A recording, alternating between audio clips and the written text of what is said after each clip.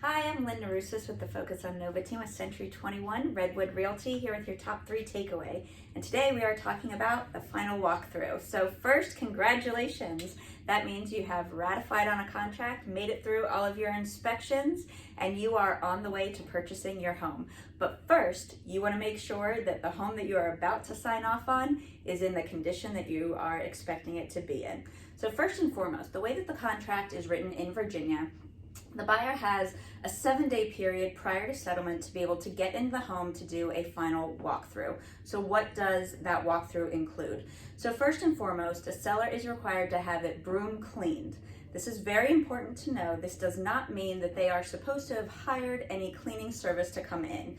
All of their items that do not convey should be out of the home, and they should keep it broom swept for you. Now, when you go through the walkthrough, you are looking for items such as, are all of the fixtures and conveyed items still in the home for you? This is something that would have been agreed upon at time of ratification. You are also looking to see if there were any items that the seller was supposed to have repaired prior to settlement, that has been done, and you should also make sure that you get those invoices from them to make sure that it was done by a professional contractor.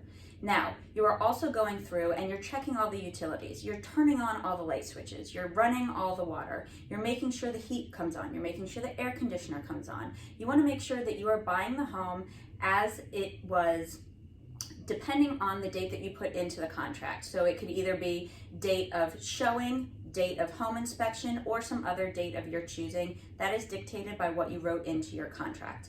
Now, if there are any issues when it comes to the final walkthrough, your agent should be on the phone with the other agent to get those items mitigated prior to settlement. There is a checklist for the final walkthrough where the buyer signs off on it. If the smallest thing that you do is to note what those discrepancies are, note it, sign it, and get it over, because you definitely want to have a paper trail. However, you do really want to get those items mitigated prior to settlement. You do have a couple options of pushing settlement back if something cannot be fixed in that time period. But again, that's something that both the seller and the buyer need to agree upon in writing. Now, depending on how long you do your final walkthrough prior to settlement, you or your real estate agent should always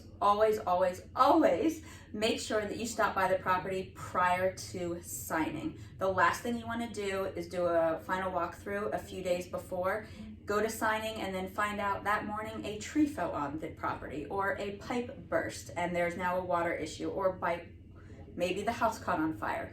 So you just want to make sure that you are doing a thorough final walkthrough, and depending on the timing, make sure that you're always taking a look at that property right before you go to signing so you know exactly what it is you are buying.